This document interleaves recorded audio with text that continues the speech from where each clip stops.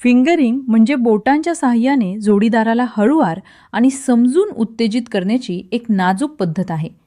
ही केवळ शारीरिक कृती नसून त्यामागे भावनिक जवळीक, विश्वास आणि संवाद यांचाही मोठा वाटा असतो. यात ताकद किंवा वेग यापेक्षा संयम, नाजूक स्पर्श आणि जोडीदाराच्या प्रतिक्रियांची जाणीव ठेवणं अधिक महत्त्वाचं असतं. योग्य पद्धतीने आणि समजून केल्यास ही प्रक्रिया दोघांमधील जवळीक वाढवते, आराम निर्माण करते आणि इंटिमसीचा अनुभव अधिक सुखद बनवते. कल्पना करा, रात्रीचा शांत वेळ आहे, दिवसभराची धावपळ संपलेली आहे, घरात शांतता आहे आणि मनात एक वेगळीच भावना निर्माण होते. जोडीदारासोबत थोडा जवळीकचा वेळ घालवण्याची.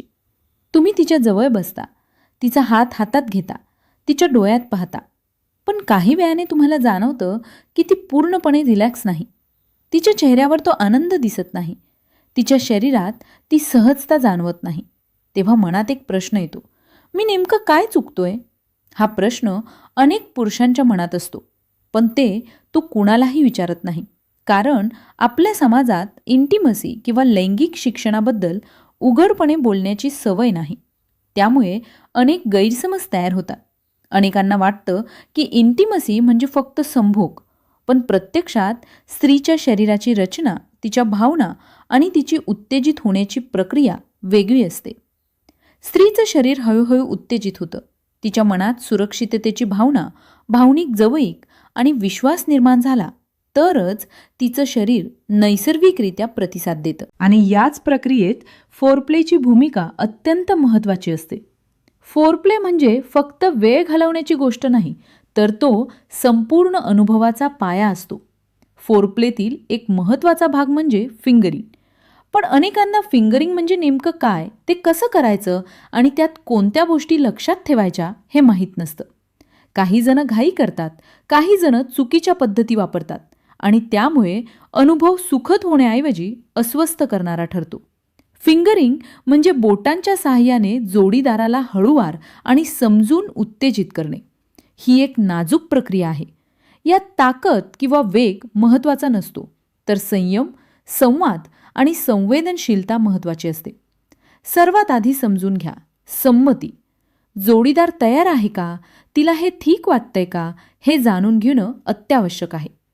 तिच्या शरीर भाषेतून, तिच्या चेहऱ्यावरील भावांमधून, तिच्या शब्दांमधून संकेत मिळतात.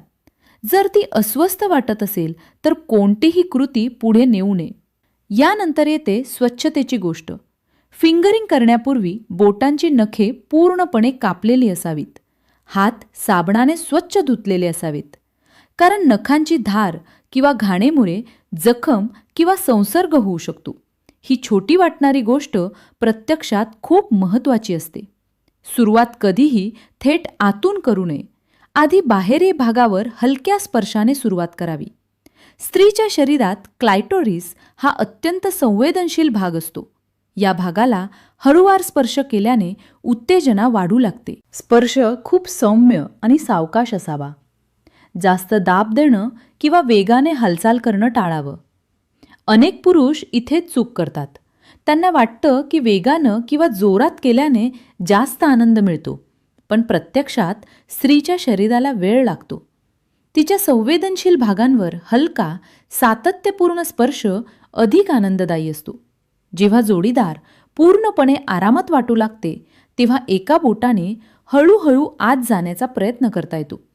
ही हालचाल अत्यंत नाजूक असावी. आत गेल्यावर बोट थोडं वाकून पुढच्या बाजूला हलका दाब देत हालचाल करता येते. पण हे सर्व तिच्या प्रतिक्रियेनुसारच करावं. तिचा श्वास वाढतोय का? ती हलकीशी हालचाल करतेय का? तिच्या चेहऱ्यावर आनंद दिसतोय का? हे सगळे संकेत लक्षात घ्यावेत. जर ती मागे सरकली किंवा थांबण्याचा इशारा केला तर लगेच थांबावं. काही वेळानंतर जर ती पूर्णपणे आरामात असेल तर 2 बोटांचा वापर करता येतो. पण हा टप्पा घाईने गाठू नये. प्रत्येक पायरीवर तिची संमती आणि आराम सर्वात महत्त्वाचा असतो. फिंगरिंग करताना संवाद हा सर्वात महत्त्वाचा घटक असतो.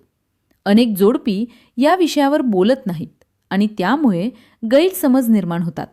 जर तुम्ही तिला विचारलत, तुला ठीक वाटतंय ना? ही हालचाल ठीक आहे का?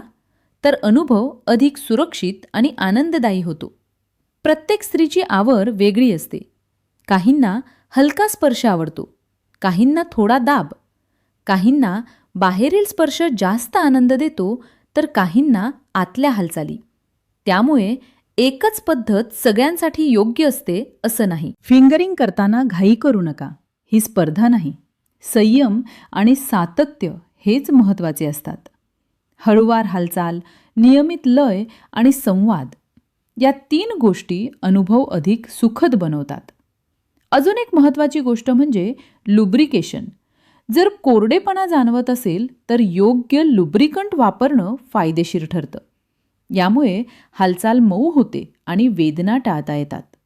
अनेक वेळा चुकीच्या पद्धतीमुळे स्त्रीला वेदना होतात. त्यानंतर तिच्या मनात इंटिमसबद्दल भीती निर्माण होते. त्यामुळे प्रत्येक पायरीवर तिच्या आरामाला प्राधान्य देणं आवश्यक असतं. योग्य पद्धतीने केलेलं फिंगरिंग स्त्रीला रिलॅक्स करतं. तिचं शरीर संभोगासाठी तयार होतं. इंटरकोर्स अधिक वेळ टिकतो आणि दोघांनाही समाधानकारक अनुभव मिळतो. यामुळे नात्यातील विश्वास वाढतो आणि भावनिक जवळीकही वाढते. लक्षात ठेवा, इंटिमसी म्हणजे फक्त शरीराचा संबंध नाही, तो मनाचा, भावनांचा आणि विश्वासाचा संबंध असतो. जोडीदाराचा आदर, संवाद, संयम आणि स्वच्छता या 4 गोष्टी पाळल्या तर तुमचं इंटिमेट लाईफ अधिक सुखकर होऊ शकतं. अनेक जोडपी फक्त एका चुकीमुळे अनेक वर्ष असमाधानी राहतात. ते म्हणजे संवादाचा अभाव. जर तुम्ही तुमच्या जोडीदाराशी उघडपणे बोललात, तिच्या आवडीनिवडी समजून घेतल्या, तर तुमचं नातं अधिक मजबूत होतं. फिंगरिंग ही केवळ एक तांत्रिक गोष्ट नाही, ती एक कला आहे. यात समज, संयम आणि भावनिक जोड आवश्यक असते. जेव्हा हे सगळं एकत्र येतं तेव्हा अनुभव केवळ शारीरिक राहत नाही, तर तो एक भावनिक आणि आनंददायी क्षण बनतो. फिंगरिंग का महत्त्वाची आहे हे समजून घेणं प्रत्येक जोडप्यासाठी खूप गरजेचं आहे.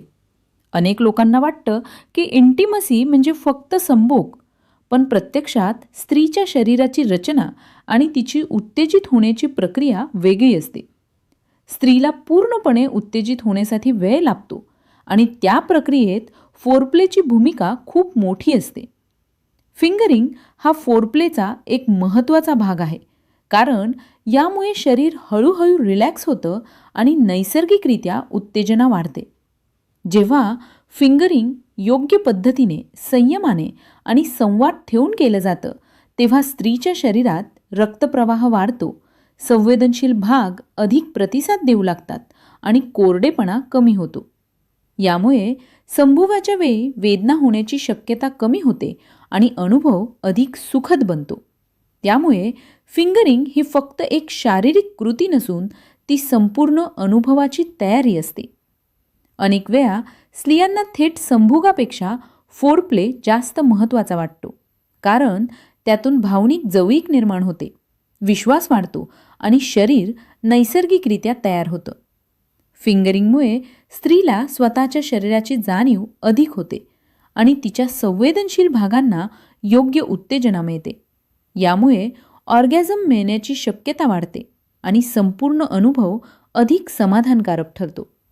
फिंगरिंगचा आणखी एक महत्त्वाचा फायदा म्हणजे जोडीदारांमधील संवाद वाढतो.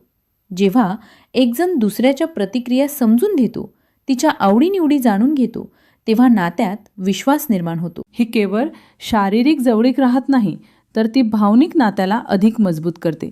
योग्य फोरप्ले आणि फिंगरिंगमुळे संभोग अधिक वेळ टिकतो, कारण स्त्रीचं शरीर आधीच रिलॅक्स आणि तयार झालेलं असतं. त्यामुळे दोघांनाही समाधानकारक अनुभव मिळतो. जर तुम्हाला असे शैक्षणिक आणि उपयुक्त व्हिडिओ आवडत असतील तर व्हिडिओला लाईक करा, शेअर करा आणि चॅनल सबस्क्राईब करायला विसरू नका. तुमचा एक सबस्क्राईब अनेक लोकांपर्यंत ही महत्त्वाची माहिती पोहोचवू शकतो आणि अनेक जोडप्यांचे आयुष्य अधिक आनंदी करू शकतो. धन्यवाद.